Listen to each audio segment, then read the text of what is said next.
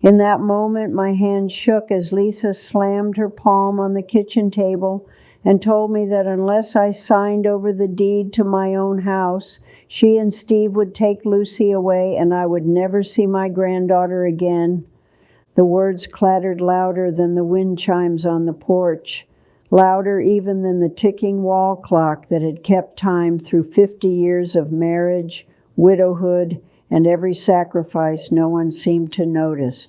Before I tell you what happened next, please take a moment to subscribe so that you're the first to listen to these new stories as I post them here on the channel.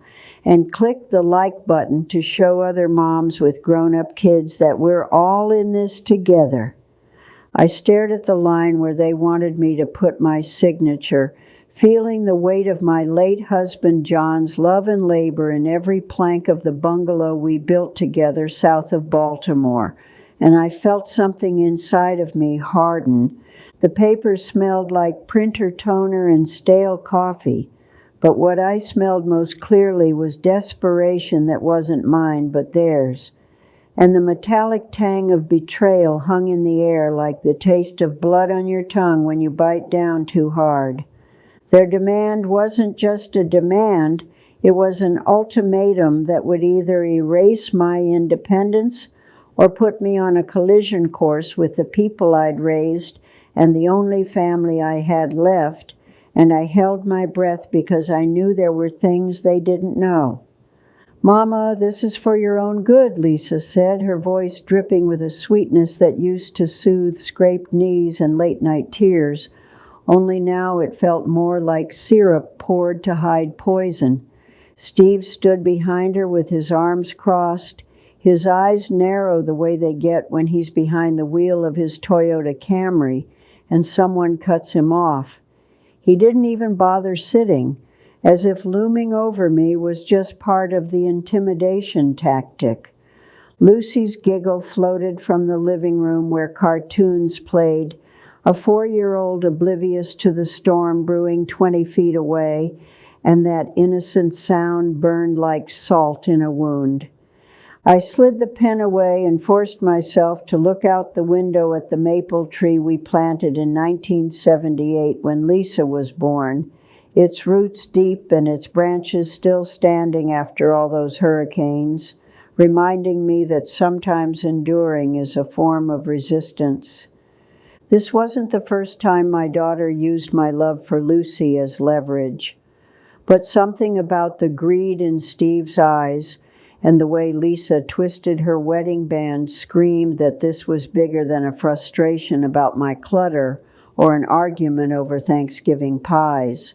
What they didn't know, and what I'd never told anyone, was that 30 years earlier, when John and I were still young enough to dream but old enough to understand security, we'd invested in a modest second home across the ocean, an old stone cottage in France that we loved and then locked away in a trust, just in case life ever took a cruel turn.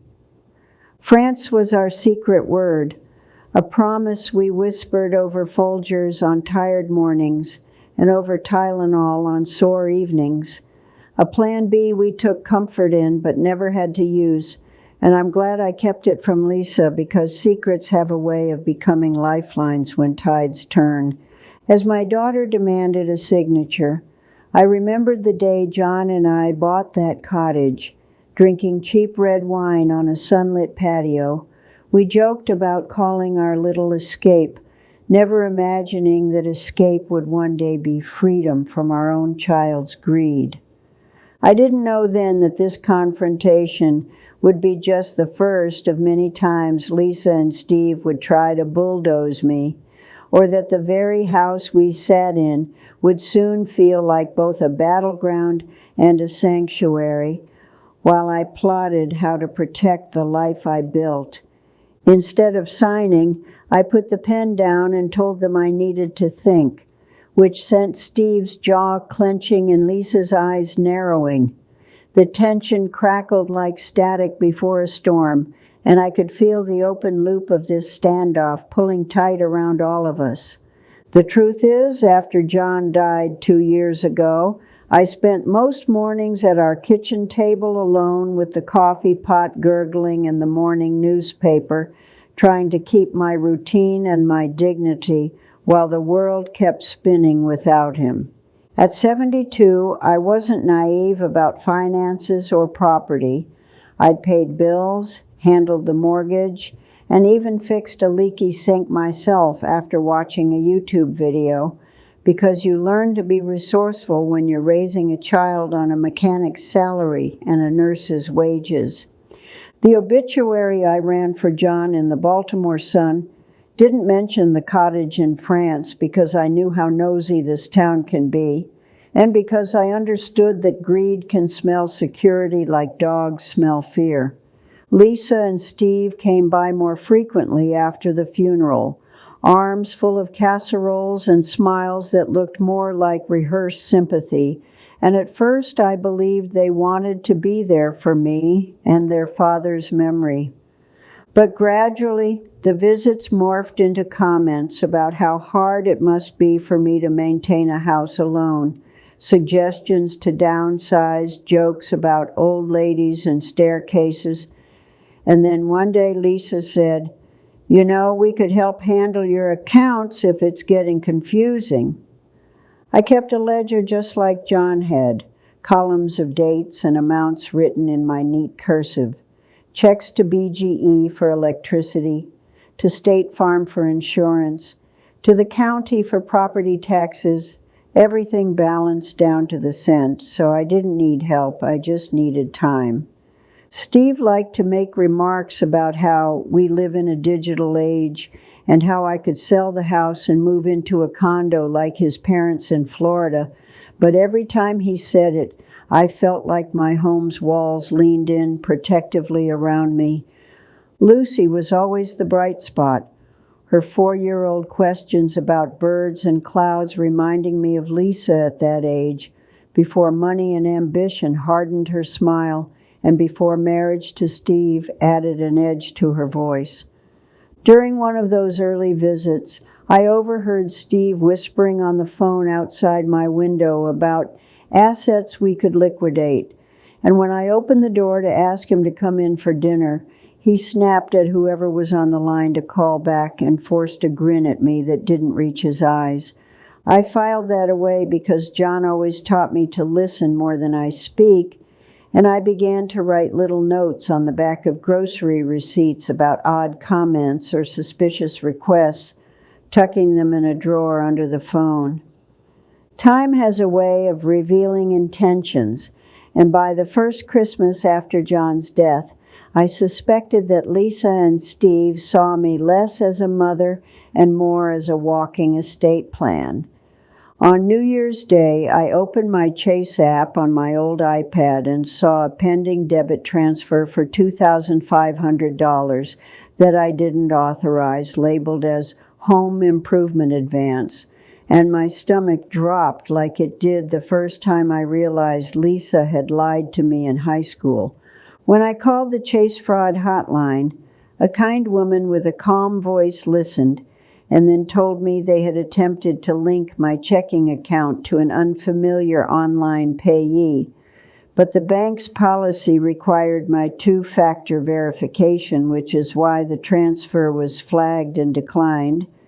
She asked if I recognized the attempted link, and when I told her no, she said she would open a fraud claim and urged me to change my online password, which I did immediately, my hands sweating as I typed new letters and numbers into the tablet. I glanced at the photo of John on the wall and whispered, "I won't let them steal from us." And I could almost hear him say back, "That's my girl." Later that week, I brought in the bank statements to the local branch, and the teller, a young man with a ring of keys clipped to his belt, respectfully escorted me to a side desk because he could tell this mattered deeply. He explained that with joint accounts, even adult children cannot move money without the account holder's consent. He told me to be careful about giving anyone power of attorney and recommended I speak with an elder law attorney before making any big decisions, and his advice was like a flashlight beam cutting through fog. Walking back to my car, the winter wind coming off the Chesapeake Bay made my bones ache, but my mind was sharper than it had been in months, and I decided then and there that I wasn't just going to react, I was going to take control. At home, I poured a cup of coffee with Land O'Lakes creamer and sat down with my yellow legal pad to review our trust documents, the will John and I drafted in 1999, and the paperwork for the cottage we named La Petite Chance, which in my mind I translated as small second chance. The trust for the French property was separate from our will, held with a fiduciary company in New York, and I remembered that we'd never added Lisa as a beneficiary because she was still a teenager when we set it up. We'd planned to revisit it, but never did. If Lisa found out about that property now, I knew she would try to get her hands on it, just like she seemed to be circling our Maryland home, and the thought made my chest tighten with a mix of fear and fierce protectiveness.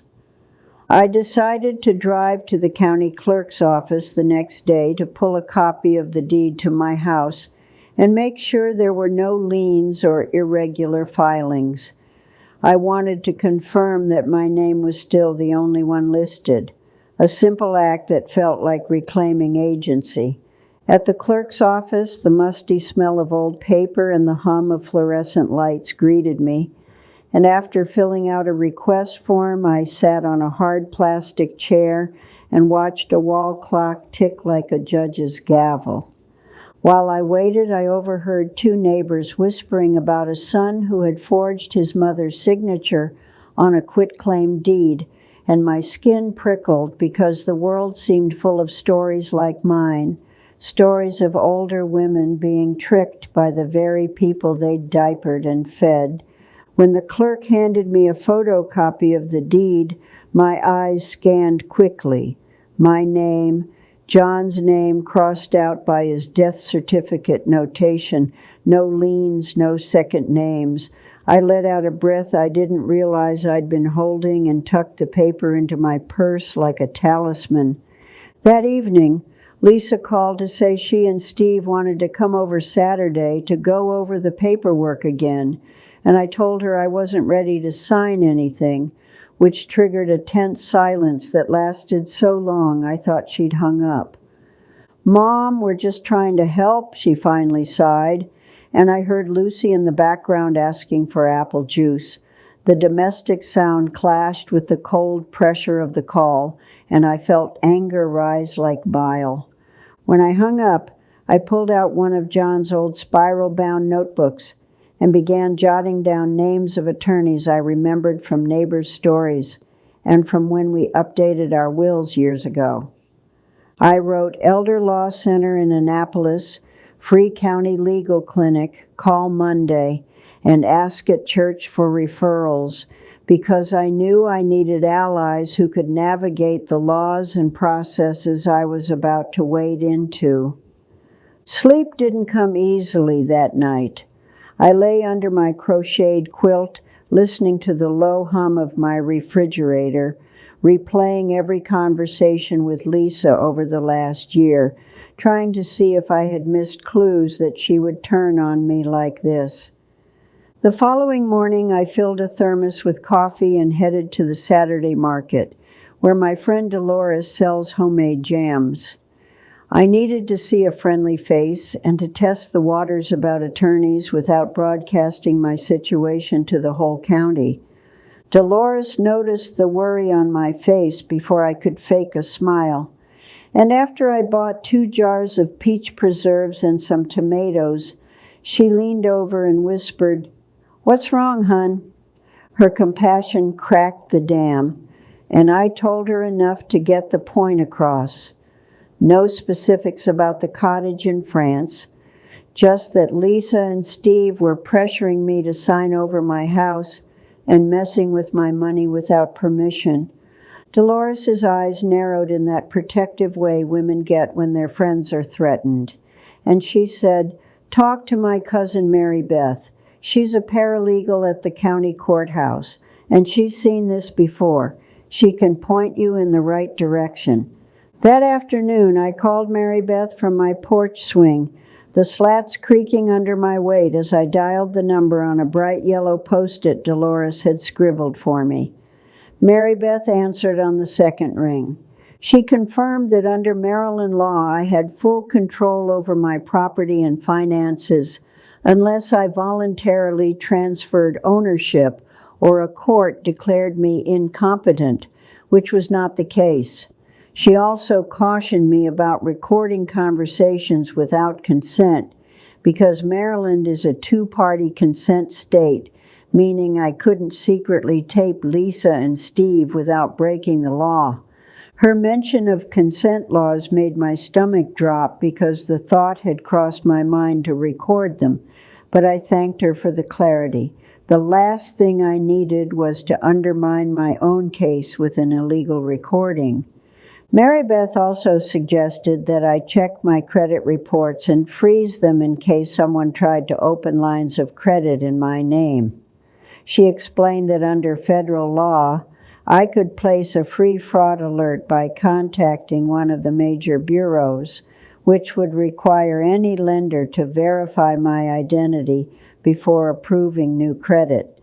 I hung up feeling empowered and a bit overwhelmed, but empowerment won out.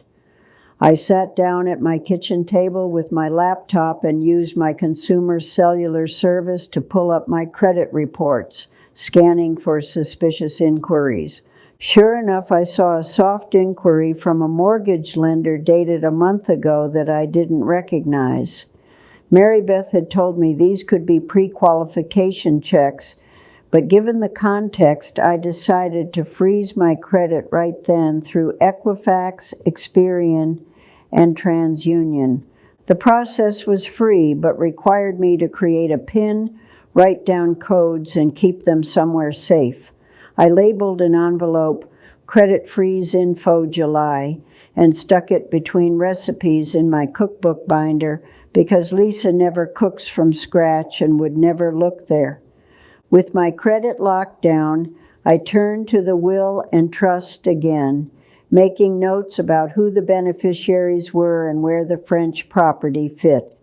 I realized that if I passed tomorrow, the cottage would automatically go to me as surviving spouse because John had died first, and from there it would go to Lisa because she was our only child. That thought hardened my resolve. There was no way I was going to let my only asset with sentimental and financial value go to someone who had shown such blatant disregard for my well-being. Over the next week, I scheduled a consultation with an elder law attorney named Mr. Whitaker, whose office sat in a converted Victorian house near downtown Annapolis. The appointment would cost $250 for an hour, which felt steep but worth every penny if it protected me. Mr. Whitaker wore a navy suit that smelled faintly of cedar and shook my hand firmly, offering me water and tissues because he said these conversations can be emotional. His kindness set me at ease just enough to explain my situation without sobbing. As I recounted the attempted bank transfer, the pressure from Lisa and Steve, and the existence of the second property overseas, he nodded thoughtfully, occasionally typing notes on his laptop, occasionally looking me directly in the eyes with a seriousness that made me feel respected. When I finished, he explained in clear, plain language that I had several options. I could update my will to exclude Lisa or include conditions. I could put my Maryland house into an irrevocable trust that would provide for my care while protecting it from being transferred without my consent. And I could modify the overseas trust to benefit whoever I deemed fit.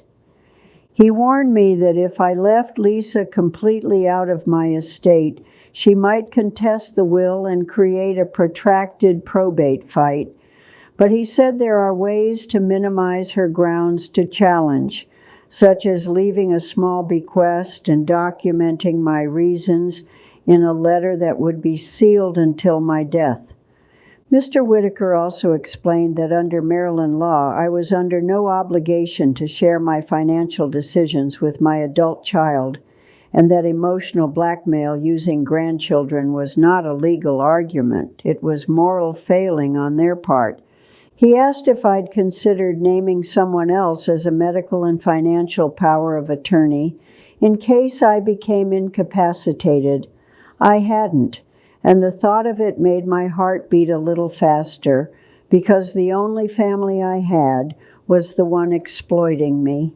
He suggested I consider Dolores or another trusted friend if I didn't have relatives I could count on, and he reassured me that a friend could legally act as my agent as long as they were over 18 and willing. I left his office with a folder of pamphlets on trusts, powers of attorney, and elder abuse, along with a list of tasks.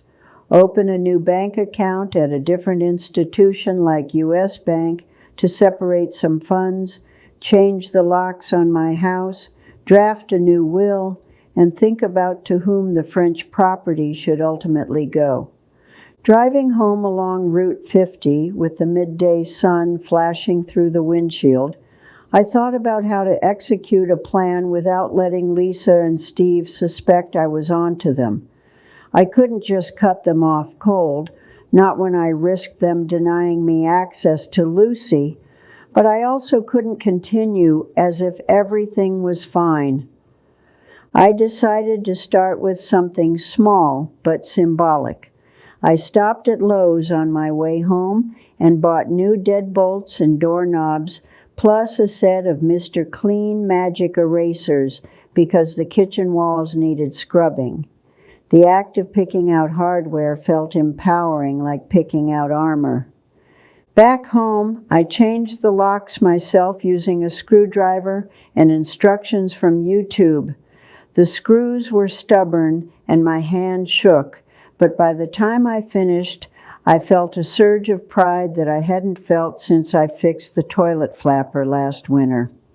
When Lisa came by later that week and her key no longer worked, she rang the doorbell with an angry insistence that rattled the glass. I opened the door and told her I'd changed the locks because I didn't feel safe, and she exploded. "You don't trust us now?" I told her trust is earned, and I was simply being prudent, which is when she played her favorite card. "Well, if you're going to treat us like strangers, maybe we should spend more time at Steve's parents' place. Maybe Lucy would be happier there."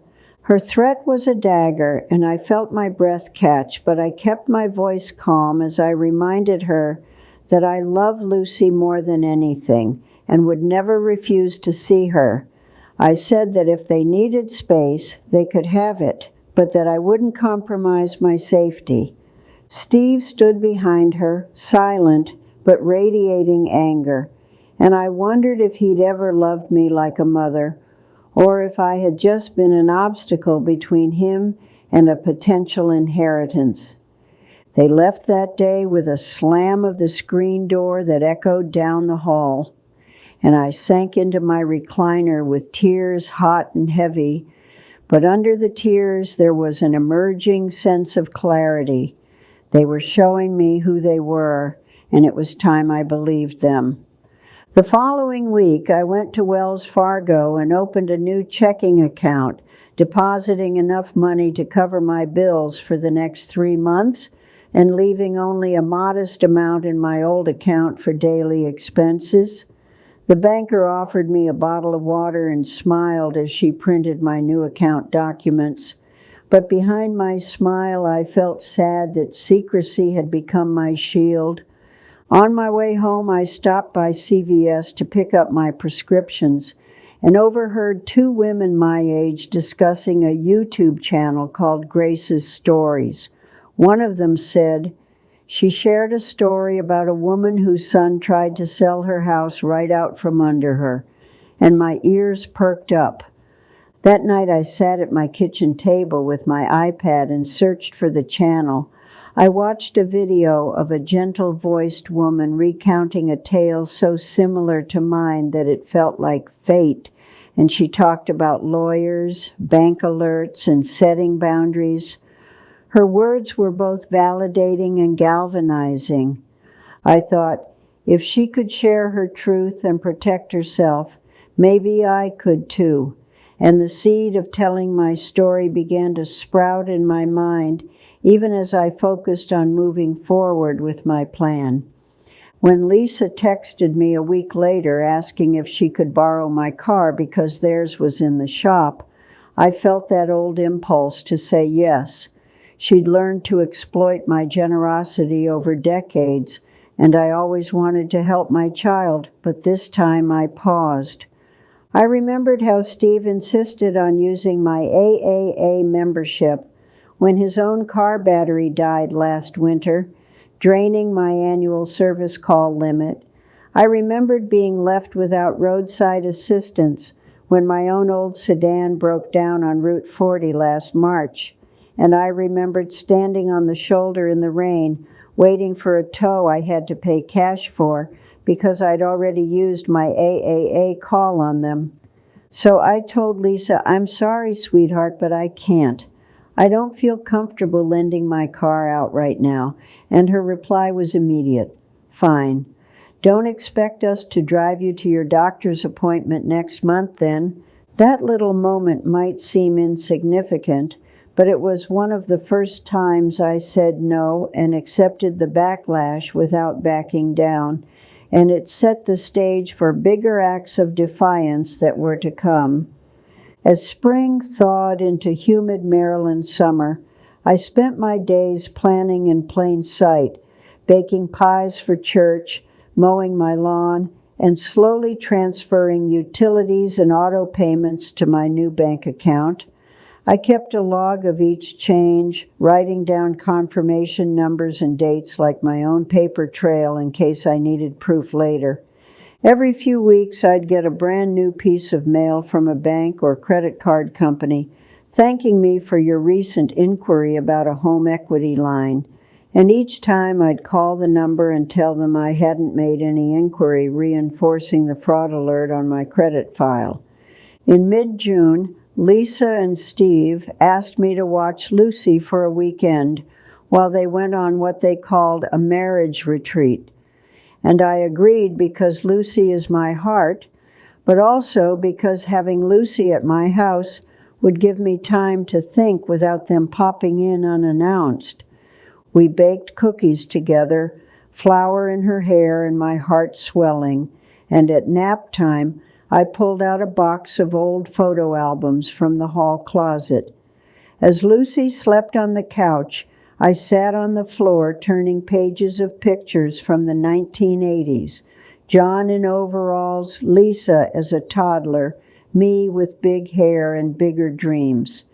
Behind one of those photo albums, I had taped the original deed to the French cottage. The parchment was crisp and foreign.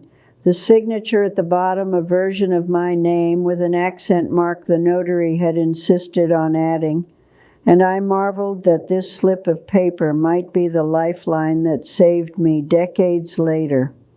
I slid the deed into a manila envelope along with a copy of my new will that Mr.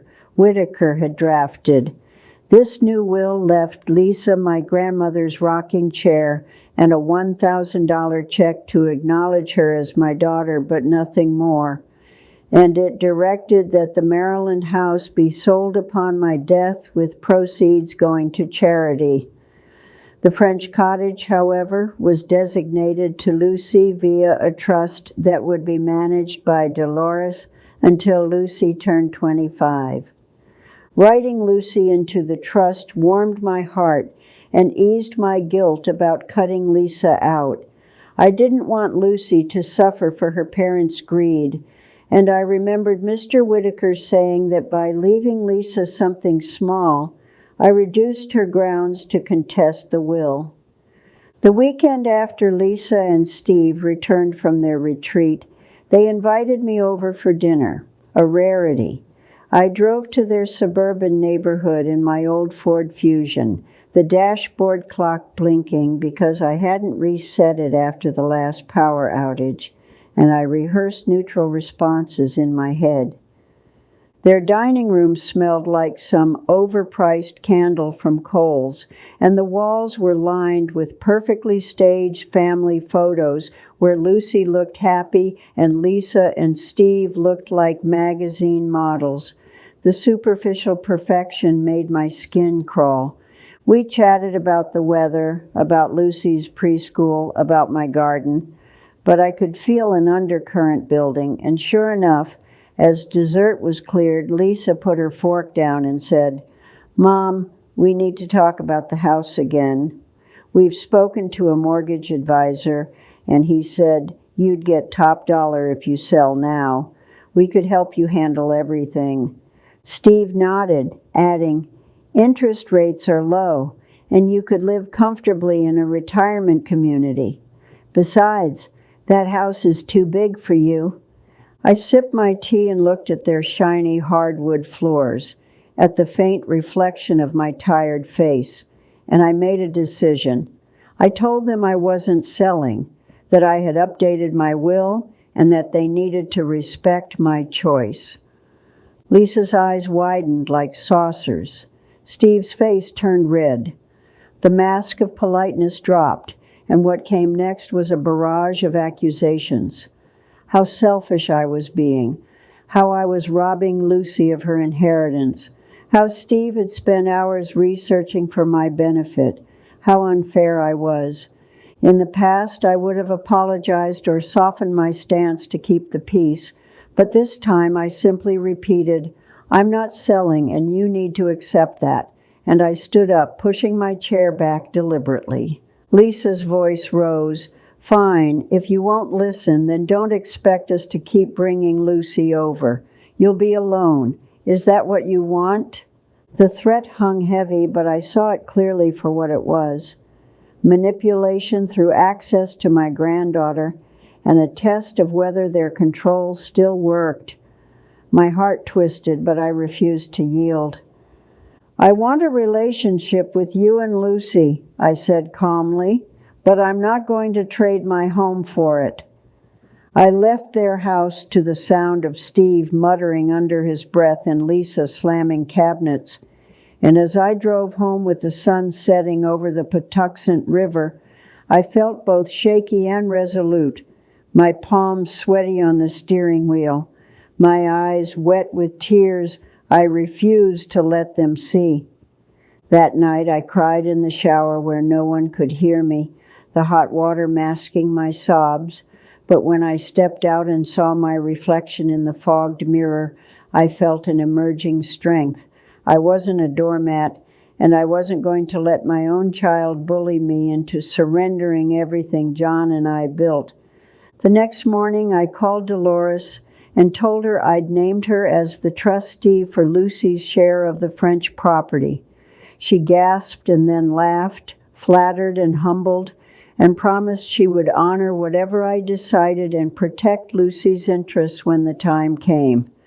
Over the following weeks, Lisa's calls dwindled from daily check-ins to weekly texts that ranged from passive-aggressive, "Hope you're doing okay since you pushed us away," to transactional, "Lucy needs a new pair of shoes. Can you send $50? I noticed that my phone remained silent on holidays where I had always been the one to set the table, and at first the quiet pressed on my chest like a weight. I missed Lucy's knock, her jelly-sticky kisses, her little voice calling me Nana. But slowly, I began filling my calendar with other things. A weekly Tai Chi class at the community center thanks to my Silver Sneakers membership, coffee dates with Dolores, and volunteering at the county library's story time where children's laughter filled the void Lisa had left. At one of those Tai Chi classes, I met Gloria, a retired teacher who told me about a support group for seniors dealing with familial exploitation. I was hesitant, but she insisted, And the following Wednesday, I sat in a circle of folding chairs at the senior center, listening to strangers share stories that mirrored mine in chilling ways. One man recounted how his son drained his Fidelity investments by convincing him to sign a power of attorney. Another woman described forging a new life after her daughter forced her to sell the family home. Their pain resonated, but so did their resilience. When it was my turn, I spoke in general terms about pressure to hand over my home, about secret accounts and trust funds, about a second property I hadn't told my child about. Eyes widened, heads nodded, murmurs of "you're smart and hold your ground" lifted me. That group became a lifeline, a place where I could speak the truth and receive practical advice and emotional support. And it reminded me that I wasn't crazy or cruel for resisting my daughter's demands. I was protecting myself from exploitation. Meanwhile, Lisa and Steve continued to test boundaries. They showed up unannounced one Saturday, pound of pressure on the new doorbell I'd installed, demanding to know why I hadn't answered Steve's email about signing documents he had prepared. I told them I don't check email daily and that I wasn't signing anything without my attorney reviewing it. Steve's eyes narrowed and he said, "Why are you wasting money on an attorney when we're your family?" "Because love doesn't erase history or protect me from bad decisions," I replied, echoing a line from one of the soap opera-tinged exchanges that had played on Grace's stories, and I watched Steve physically recoil at my refusal to be bullied. They left in a huff. Steve's Camry tires squealing as they backed out of my gravel driveway, leaving dust swirling like the confusion and anger swirling inside me. I went back inside, made myself a sandwich, and wrote down the encounter with date and time in my notebook. Mr. Whitaker had advised me to document every interaction in case things escalated to legal proceedings. And while I hoped it wouldn't come to that, my hope didn't override my preparation. Days later, I received a certified letter from a law office representing Lisa and Steve, claiming that I was of diminished capacity and requesting a guardianship hearing to take control of my finances. My hands shook as I read the letter, but then anger flared. They were trying to declare me incompetent to forcibly take over my life under the guise of concern. This was the inciting incident that took our conflict from veiled manipulation to open warfare, and I refused to back down. I drove to Mr. Whitaker's office the next morning with the letter trembling in my purse. He took one look and nodded, saying, "I was afraid they might try this. Don't worry, we will fight this. Guardianship is not granted lightly, and you are clearly capable." He explained that in Maryland, a guardianship petition requires medical evidence of incapacity, and that courts are reluctant to strip someone of autonomy without clear proof. He also said we would need to respond within 30 days and prepare for a hearing where a judge would hear both sides. Part of me wanted to avoid the courtroom altogether, to pretend this wasn't happening, but another part of me, older, wiser, and tired of being pushed around, felt ready to stand up and say my piece under oath. Mr. Whitaker suggested we schedule an independent evaluation with a doctor to attest to my mental competence. He recommended Dr. Patel, a respected geriatrician, and I agreed, making the appointment for the following week. That night I brewed chamomile tea and stared at the paperwork, feeling the weight of legal terms like petitioner, respondent, and incapacity, while the smell of lavender detergent from my freshly folded sheets comforted me. When I told Dolores, she nearly threw down her dish towel. "The nerve of them," she sputtered. "You've been taking care of yourself, your home, your finances. If anything, they're the ones acting irresponsibly." She offered to accompany me to the hearing, and I accepted with a grateful squeeze of her hand. Having someone in my corner who wasn't blood meant more than I could articulate. On the day of the doctor's evaluation, I drove to Dr. Patel's office in Columbia, the early morning sun glinting off highway signs.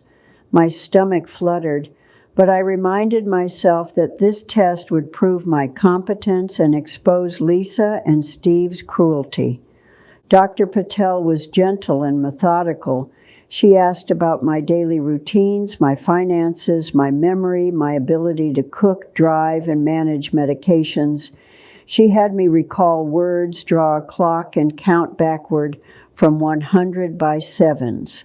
I had always been good with numbers, so I breezed through the cognitive tests, explaining my plan to remodel the deck using lumber from Home Depot, and quoting my new checking account balance down to the cent. "Doctor." Patel smiled at my exactness. At the end, she assured me she would write a letter affirming my capacity, and when I walked out of the office, I felt lighter than I had in weeks, as if the weight of doubt had been replaced by steel-like determination. The guardianship hearing was scheduled for August 12th at 10 a.m. at the county courthouse. Mr. Whitaker prepared me for questions we might face, such as why I changed my will, whether I was being unduly influenced by friends, and whether my refusal to sign over property indicated confusion or stubbornness. He reminded me to stay calm, to answer only what was asked, and to let him handle any aggressive tactics from Lisa's attorney. He said family court judges are used to high emotion, but respect factual clarity and composure. I spent the night before the hearing at home, cooking a pot roast because the act of browning meat and chopping vegetables soothed my nerves. I set out a black skirt and a blue blouse, wanting to present myself as put together and serious. When the day dawned, humid and heavy with the promise of a thunderstorm, Dolores picked me up in her Ford F-150. We drove through downtown, passing the brick facade of the courthouse where I had once paid traffic tickets with John by my side. Inside, the courthouse smelled like old books and floor wax, the marble floors cool under my sensible shoes. We sat outside courtroom 3B until the bailiff called our case, and I squeezed Dolores's hand so hard my knuckles turned white. Lisa and Steve sat on the opposite bench, their attorney whispering to them. Lisa refused to make eye contact, while Steve glared as if daring me to back down. When the judge took the bench, his robe swishing, he asked for opening statements. Lisa's attorney painted a picture of me as confused, depressed, and easily manipulated, claiming I was falling prey to unscrupulous friends and might make irrational decisions about my estate. My jaw clenched, but I kept my gaze on the judge, waiting for Mr. Whitaker's turn. He stood and calmly outlined my life. 50 years of marriage, raising a daughter, paying mortgages, balancing checkbooks, volunteering, driving, changing locks, opening new bank accounts. He noted the fraudulent transfer attempt and Lisa's pressure, presenting it as evidence that if anyone was being manipulated, it was me by them. He submitted Dr. Patel's letter attesting to my full cognitive capacity, and I watched the judge read it and nod slightly. He also submitted copies of my ledgers, proof of my responsible management, and Mary Beth's notes about two-party consent laws, showing I had asked about recording and decided against it to stay within the law. The judge called me to the stand. My heart hammered, but I took the oath, feeling the weight of truth on my tongue like communion bread at Sunday service. Lisa's attorney questioned me, trying to trip me up by asking the date John died, the balance of my checking account, and the name of the trust company holding the French property. I answered each with precision, referencing my memory and my ledger, watching his frustration mount. He asked why I had changed the locks, and I answered truthfully that I didn't feel safe with unauthorized access. He sneered and suggested I was isolating myself, but I calmly explained that boundaries are healthy and I still saw friends, went to church, and volunteered. When Mr. Whitaker asked me questions, his tone was gentle. He led me to talk about the attempted bank transfer, the emotional blackmail involving Lucy, the guardianship petition, and how I had taken proactive steps to protect myself while staying within the law. I felt tears prick my eyes when he asked how it felt for my own daughter to petition the court to take away my autonomy. I answered honestly that it hurt more than anything, but that I loved Lisa enough to let her suffer the consequences of her actions, and that I hoped she would one day understand. The judge asked a few questions of his own, including whether I had considered mediation. I said I had, but that Lisa and Steve had made their intentions clear, complete control or nothing, and that there was no middle ground I could trust. After closing arguments, the judge said he would issue a ruling by the end of the day. We were excused, and I walked out of the courtroom with my knees trembling but my head high, the sense of having spoken my truth giving me a strange peace. Dolores and I went to a small diner across from the courthouse, ordered grilled cheese sandwiches and sweet tea, and sat in a booth that smelled like decades of fried onions and spilled coffee. We waited for the phone call like expectant mothers waiting for news. Around 4:30 p.m., Mr. Whitaker called. His voice was firm and triumphant. The judge had denied Lisa and Steve's guardianship petition, citing insufficient evidence of incapacity and noting that I had demonstrated clear competence and self-care.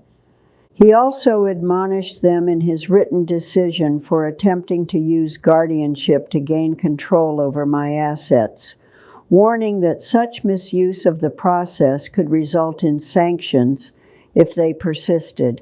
Hearing that, I felt a wave of vindication and relief crash over me. I hung up and laughed and cried all at once, my sandwich forgotten. Dolores squeezed my hand, and we celebrated by ordering a slice of apple pie with a scoop of vanilla ice cream. The legal victory didn't end the story, though. After the guardianship attempt failed, Lisa and Steve's calls stopped altogether, and I realized they were retreating, perhaps regrouping, perhaps plotting a different angle. I knew the battle wasn't over. There was still the matter of ensuring Lucy's future, of protecting the French property, of living my life without constant fear of the next ambush. I decided it was time for my own final move.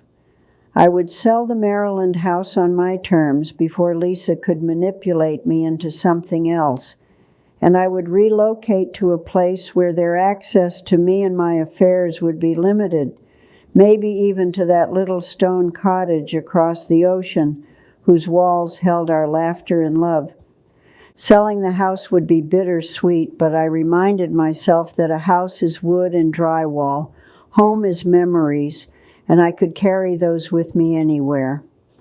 I contacted a real estate agent recommended by a friend, an older woman with kind eyes named Carol, who wore reading glasses on a chain and carried a clipboard with notes.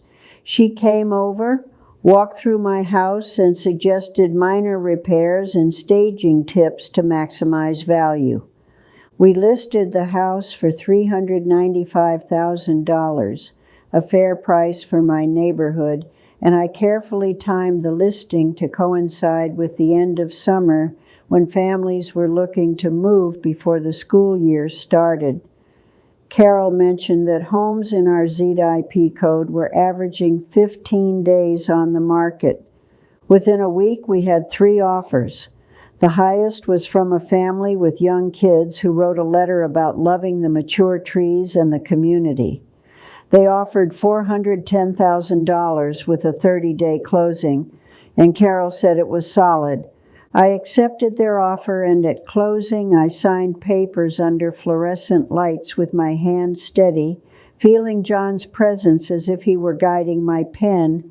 The buyer's lender required 3 days for funds to clear, and when the wire hit my Wells Fargo account, I transferred most of it into a high-yield savings account at Capital One, leaving only enough in checking for immediate expenses.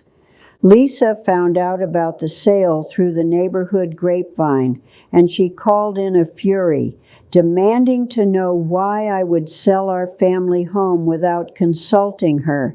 I told her calmly that it was my property and I had every right, and that I was relocating. "You're moving away?" "Where?" she demanded, her voice strident.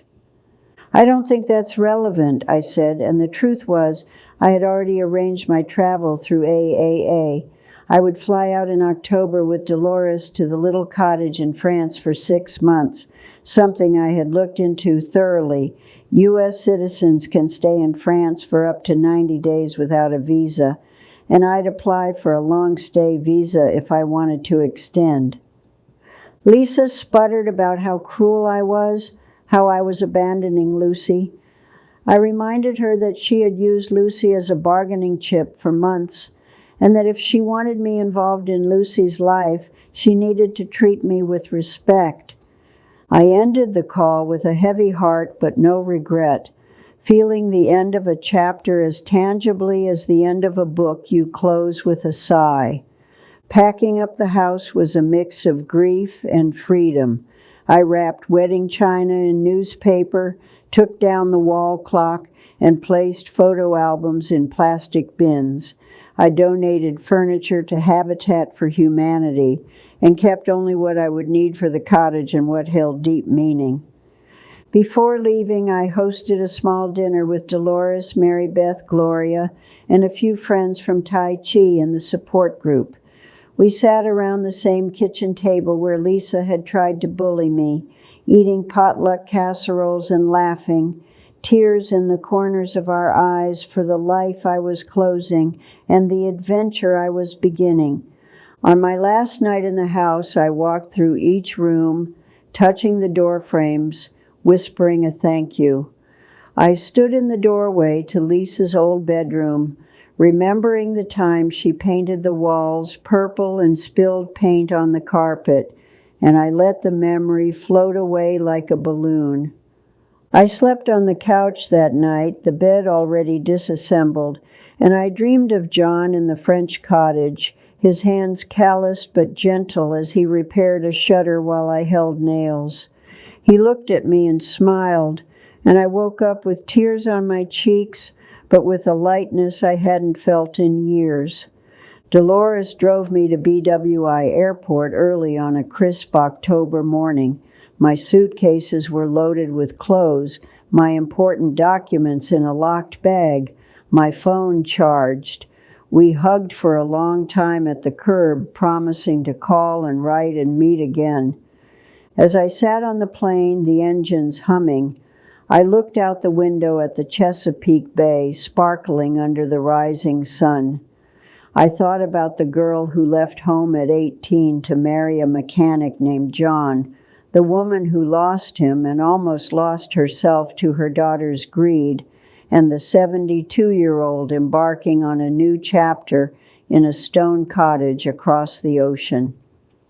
When I landed in Paris and then took a train to the village where La Petite Chance sat, I felt a combination of fear and exhilaration. The cottage was smaller than I remembered, with ivy creeping up its stone walls and a wooden door that creaked like an old friend saying hello. Inside, dust motes floated in shafts of sunlight.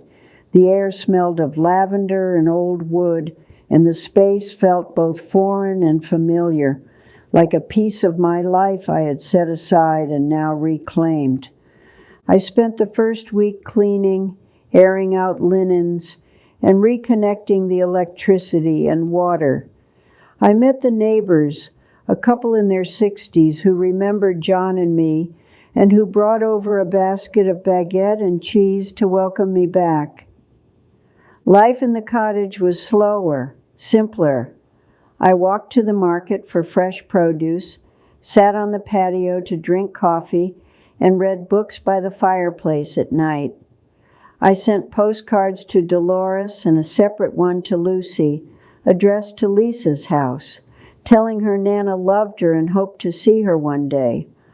One afternoon, as I was pruning the rose bush John planted years ago, my phone buzzed with a notification. It was an email from Lisa, the subject line, "I'm sorry." I hesitated, heart racing, then opened it. The body of the email was 3 sentences. "Mom, I'm sorry. We shouldn't have done what we did. Lucy asks about you every day. Please call." For a long moment, I stared at the screen, feeling a swirl of emotions: anger, sadness, hope, skepticism. I thought of all the stories from my support group where apologies were just another manipulation, and I knew I had to tread carefully. I wrote back, "I'm in Europe for the next few months. I'm safe and happy. I love Lucy. I need time. We can talk when I get back." Sending that response felt like placing a boundary line in wet cement. It would harden, hold, and maybe over time become the foundation for a new, healthier relationship. Or maybe it would simply hold the distance I needed to heal. In the evenings, I would sit on the stone steps of the cottage as the sun set over the rolling hills, clutching my mug of tea, thinking about the path that led me there, the betrayal of my own child, the strength I found in friends, the law, and my own resolve, and the secret property that became my escape route. If you're listening to this story on Grace's Stories or somewhere else, know that what saved me wasn't a hidden camera or an overnight miracle. It was slow, methodical preparation, the courage to say no, the willingness to endure the pain of separation, and the knowledge that I deserve dignity. I don't share this to gloat or to shame Lisa. I share it because too many older women suffer in silence, believing they are alone or that enduring abuse is the only way to keep family ties. It's not. Poetic justice in my case looked like selling the house on my terms, moving to a place that represented freedom, and leaving a legacy for my granddaughter that bypassed the greed of her parents. It looked like a courtroom judge telling manipulative children that their mother is competent and that love does not erase history. I still miss Lucy every day. I still look at the phone at times and wonder if Lisa will ever truly own her actions and make amends. I also know that I have reclaimed my power and that I live each day with a peace I never thought possible when I was being browbeaten at my own kitchen table. As I sit here now at the age of 72 with the smell of lavender on the breeze and the sound of church bells in the distance, I smile thinking of John, of Dolores, of the judge, of Dr. Patel, of everyone who helped me stand firm. What would you have done in my shoes? Share your thoughts and tell me where you're listening from. As spring turned to summer in France, I finally took the trip to see the lavender fields in Provence that I had written about in my journal. Rows of purple stretched to the horizon, and the scent was so strong it felt like walking through a dream. I took photos on my iPhone, careful to hold it steady with hands that had assembled home-cooked meals and typed out emails of resistance, and I sent one to Dolores with a caption about how John would have loved the color.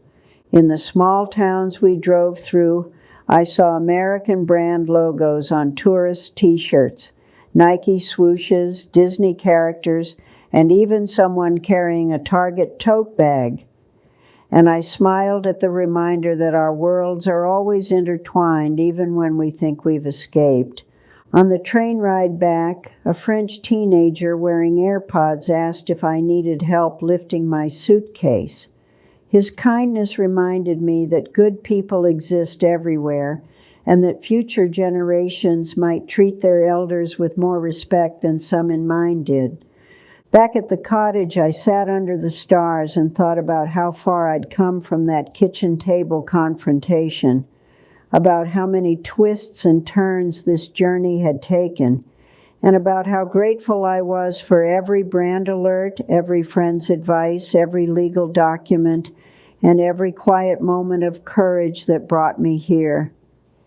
Even in the quiet of that French village, memories of the months before John died floated in and out of my mind like motes of dust in afternoon light, and I realized how those days shaped my resilience in ways I hadn't understood at the time. John had his first heart attack on a Friday morning in March of 2023, right after he'd changed the oil on our old family car. And I remember calling 911 while pressing a cold cloth to his forehead, whispering that help was coming even as panic strangled my voice. The paramedics loaded him into the ambulance, and I followed behind in my car, gripping the steering wheel so tightly my knuckles were white, the hospital's fluorescent lights swallowing us as they wheeled him into the emergency room at Johns Hopkins Hospital in Baltimore. Insurance forms, consent for procedures, and questions about medications came at me like a barrage. Lisa and Steve arrived 2 hours later, breathless and distracted, Lisa scrolling through emails on her Verizon phone even as I explained the doctor's prognosis. John survived that heart attack, and for 6 months we navigated cardiology appointments, prescriptions filled at Walgreens, and physical therapy sessions. He joked about the hospital pudding and practiced his breathing exercises with the same diligence he'd used building our back deck in the 80s. During that time, I noticed Lisa's impatience when we discussed medical bills, co-pays, and the long hours I spent driving John to appointments, and I brushed off her sighs as stress without seeing how money had already become her primary lens.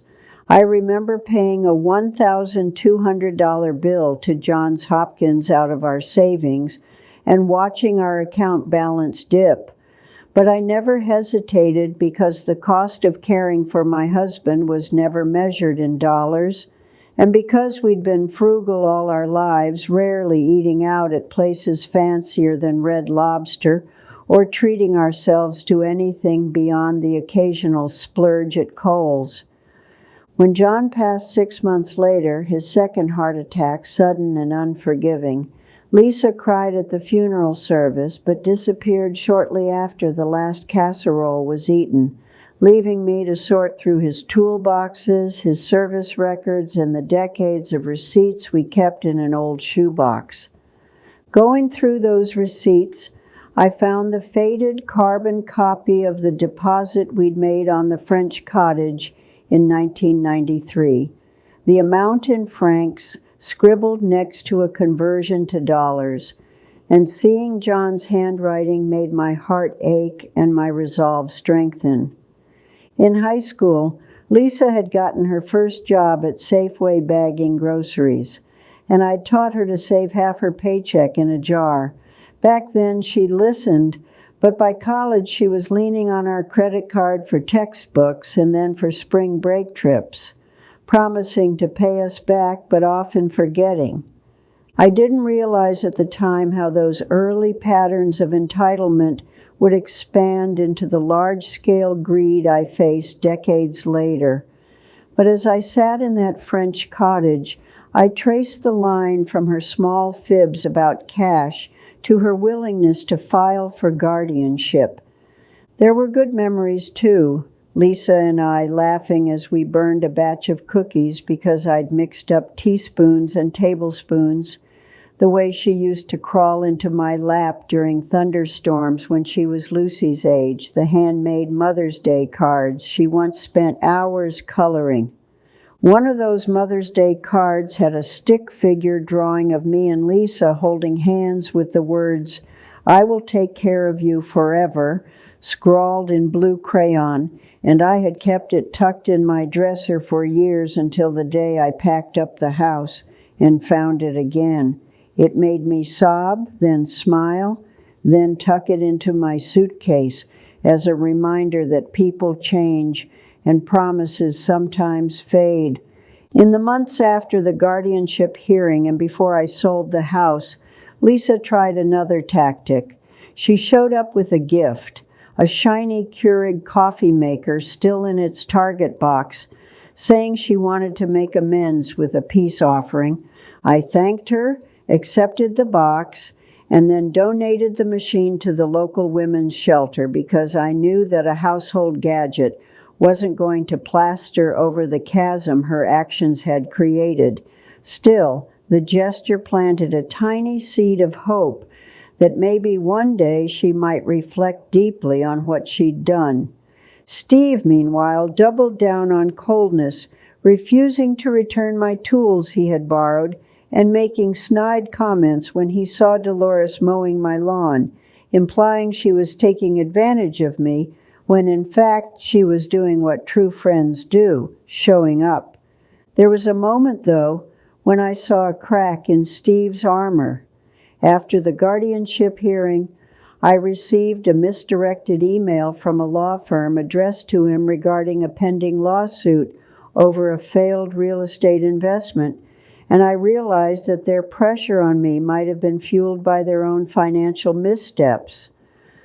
Mr. Whitaker had always said that understanding the antagonist's motives doesn't excuse their actions but can inform your strategy.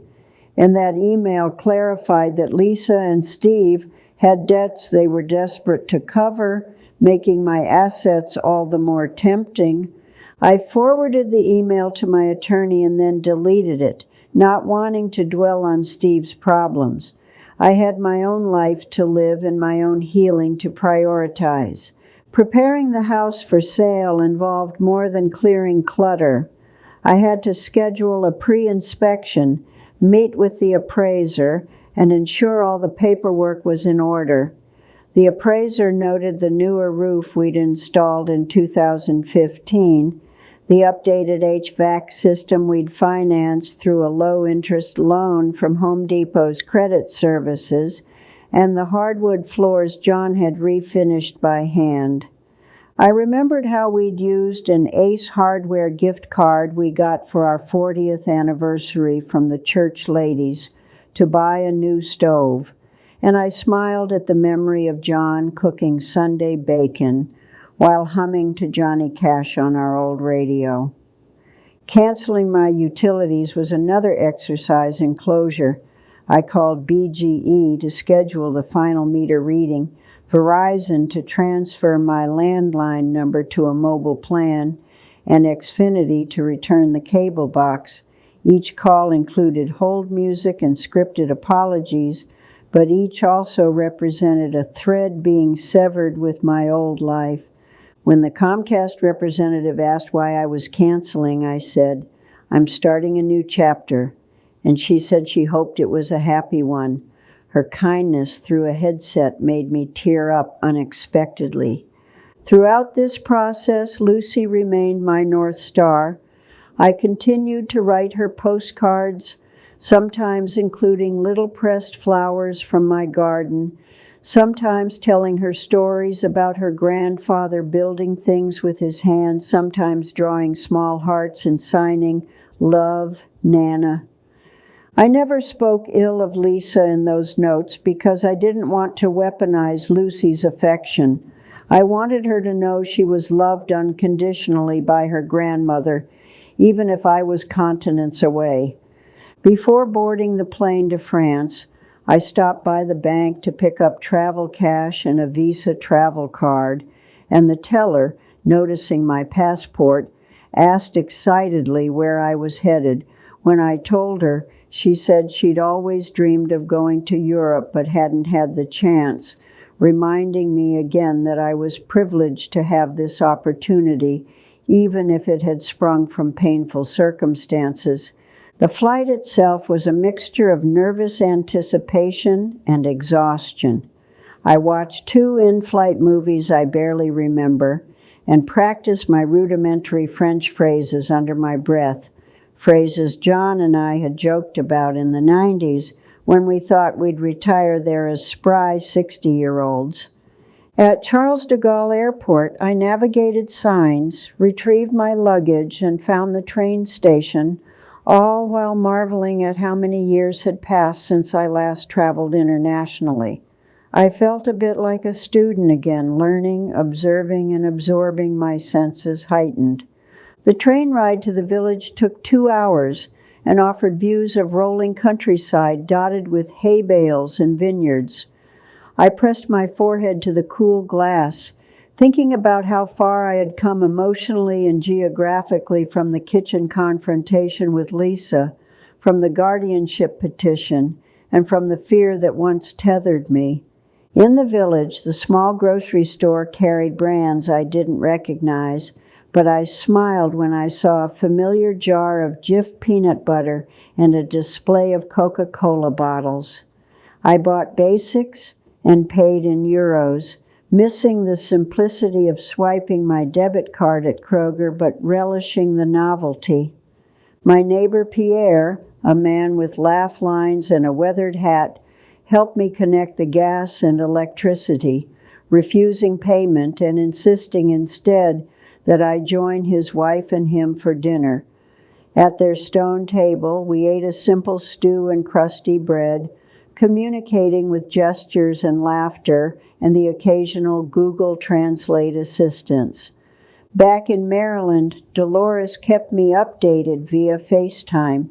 She showed me pictures of her grandchildren playing in the yard, told me about a new restaurant that opened near the courthouse, and updated me on the support group, which continued to grow as more seniors realized they weren't alone.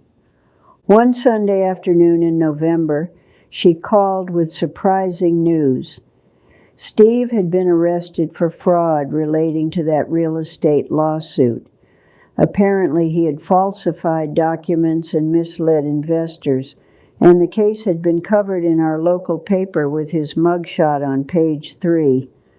My heart sank and surged simultaneously. I didn't celebrate his downfall, but I recognized the irony and karma in the timing. It also explained Lisa's frantic apology email, which I suspected was less about genuine remorse and more about needing support as her husband faced criminal charges. Dolores told me that Lisa was seen at the court hearing with tears running down her face, clutching Lucy's tiny hand, while her in-laws sat stone-faced behind her. In a twisted way, our roles had reversed. I was abroad rebuilding my life, and Lisa was in court defending hers. I considered flying home to support Lucy through her father's trial, but Mr. Whitaker advised me to stay out of it unless subpoenaed. He said the proceedings would likely be postponed for months, and that my presence might complicate things, particularly if Lisa tried to portray herself as a devoted daughter again.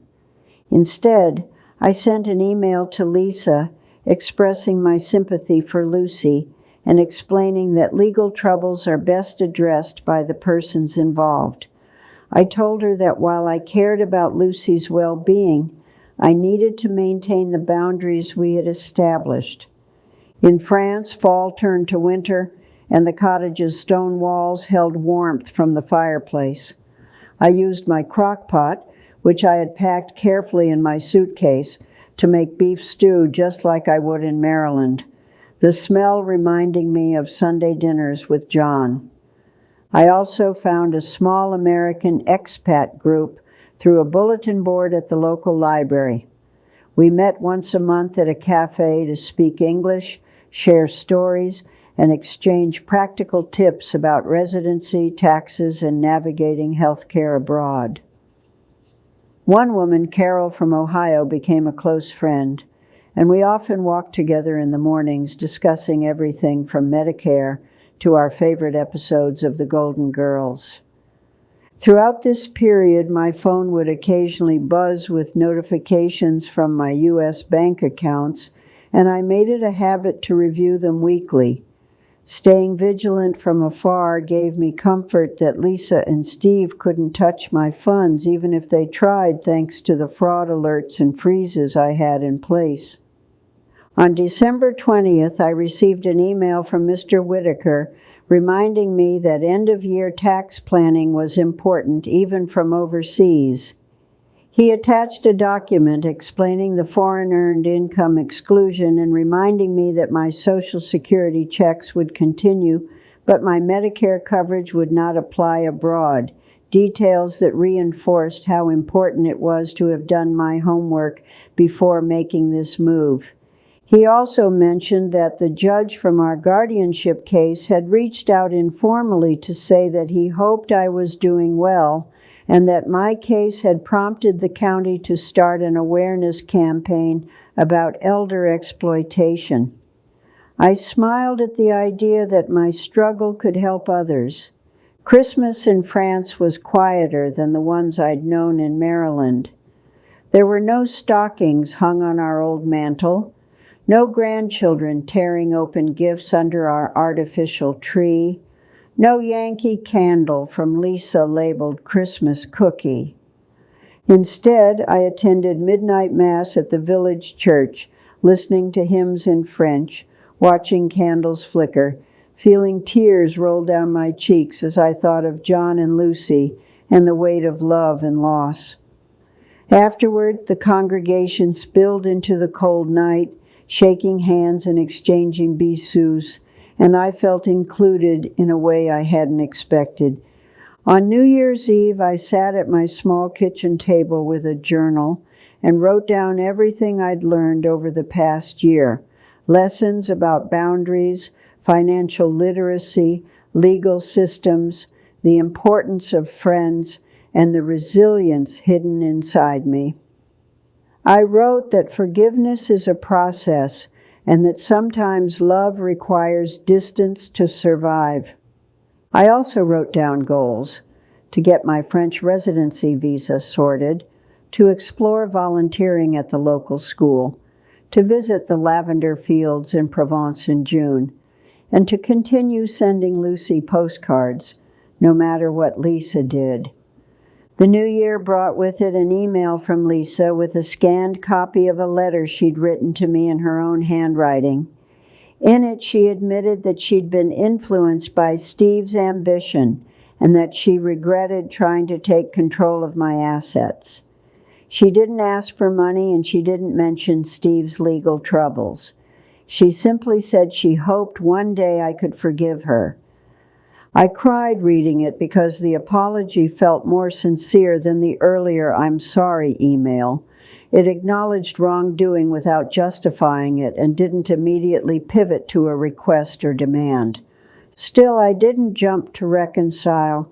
I replied to thank her for the apology and to say I was focusing on my well-being and would reach out when I felt ready.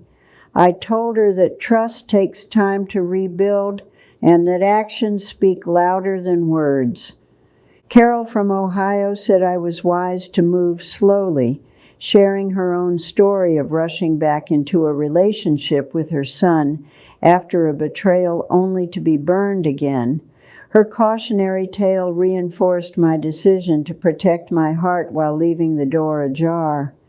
Throughout the spring, I found joy in small routines: kneading dough for baguettes, sweeping the stone patio, learning the names of birds that perched on my windowsill, and video chatting with Dolores while she showed me her blooming hydrangeas back home. I discovered that resilience isn't just about surviving a crisis, it's about building a life after the crisis ends, brick by brick, habit by habit, connection by connection. One April afternoon, I received an unexpected voice message from Lucy, sent from Lisa's email account. In the message, Lucy's small voice said, "Hi, Nana. Mommy says you're in France. I miss you.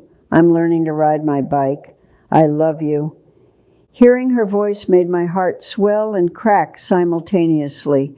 I must have replayed that message 20 times, tears streaming down my cheeks each time, my fingers hovering over the keyboard as I composed my response to Lisa. I wrote, "Thank you for sending Lucy's message. Please tell her I love her and miss her too. I'm proud of her for learning to ride her bike. When the time is right, I would like to video chat." Lisa responded quickly, saying she would arrange a call over Zoom the following Sunday, and for the first time in months, I felt a flutter of hope that maybe, just maybe, a new dynamic could emerge, one where Lisa respected my autonomy and where I remained involved in Lucy's life. The Zoom call was scheduled for 3 p.m. Maryland time, which was 9 p.m. in France. I wore a sweater and lipstick, wanting to look my best for my granddaughter, and I set my laptop on the kitchen table with a bouquet of freshly cut roses behind me. When Lisa's face appeared on the screen, she looked tired and softer somehow. Her hair was pulled back casually, and she wore no makeup. Lucy bounced onto her lap, waving energetically at the camera. "Hi, Nana," she squealed, her voice bright as sunlight. She proceeded to tell me about her bike, her preschool teacher, Ms. Davis, and her new favorite book from the library about dinosaurs. Lisa let her talk, only interjecting to translate when Lucy spoke too quickly for the audio to catch. At one point, Lucy asked when I was coming home. Lisa looked down, and I replied gently that I was traveling for a while, but that I loved her and hoped we would see each other soon. The honesty hung in the air, heavy but necessary. After we ended the call, Lisa sent another email thanking me for my time and saying Lucy was overjoyed. She didn't mention money, property, or Steve. Her focus was on our relationship. And while caution held me back from fully trusting, there was a warmth I hadn't felt in a long time. Steve's trial concluded in July, and he was sentenced to probation and ordered to pay restitution. Lisa and Steve divorced shortly afterward, a fact I learned from Dolores, who read it in the county public records section of the paper. Lisa cited irreconcilable differences and retained custody of Lucy. Hearing that, I felt a mixture of empathy and relief. I wouldn't wish divorce on anyone, but I knew this might be an opportunity for Lisa to rebuild her life, possibly free from the greed that had taken root in her marriage. I decided to fly back to Maryland in August to visit Dolores, attend a support group meeting, and if it felt right, see Lisa and Lucy in person. I informed Lisa of my plans, made sure to book a round-trip ticket through Delta using my Capital One miles, and scheduled a check-in with Mr. Whitaker to update him on my estate and any legal developments. Returning to Maryland after nearly a year abroad felt like stepping into a dream. The humidity hit me like a wall as I exited the airport, and the familiar smell of crab cakes frying in roadside stands made me smile. Dolores greeted me at arrivals with a sign that said, "Welcome home for now," and we laughed as we hugged. She drove me to her house where I would stay for a few weeks while I visited and took care of paperwork. At the support group, faces lit up when I walked in. They wanted to hear about France, but they also had new stories to share. Someone's niece had apologized, another's son had moved away, yet another had discovered the power of a living trust. Our circle had grown not just in size, but in strength.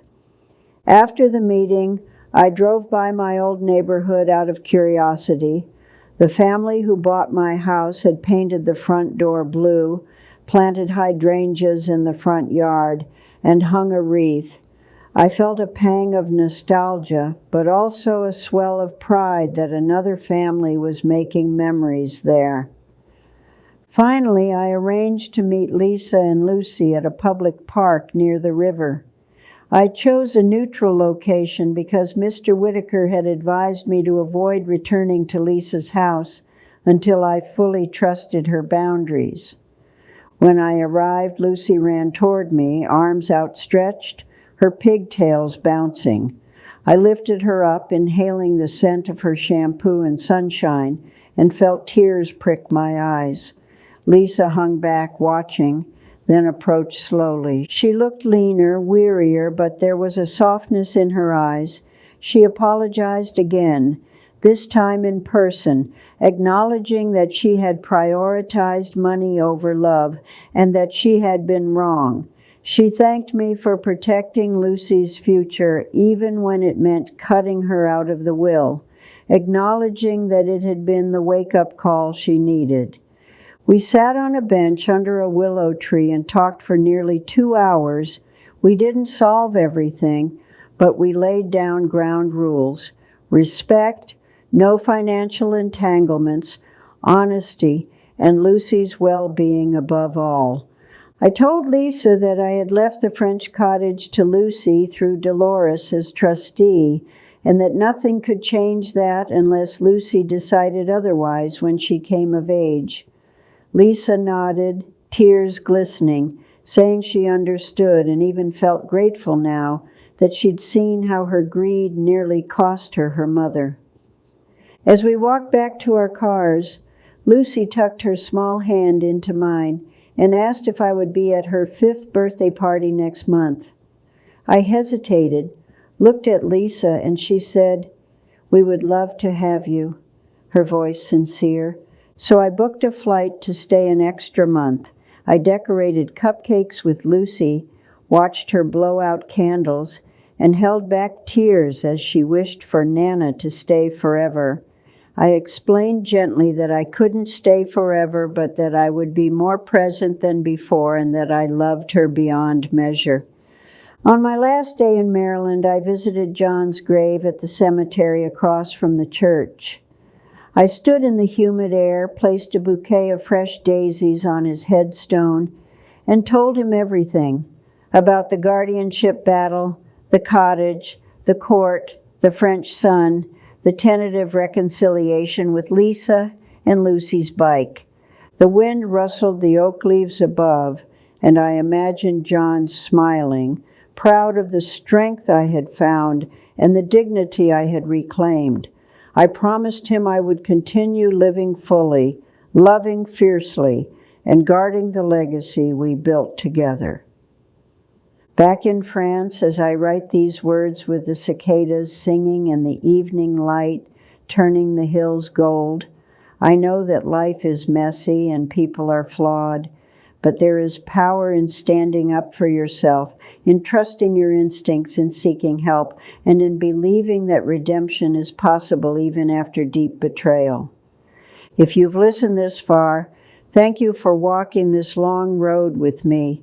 Your presence, even unseen, has been a companion through my thoughts, and I hope my story offers you validation, caution, and hope.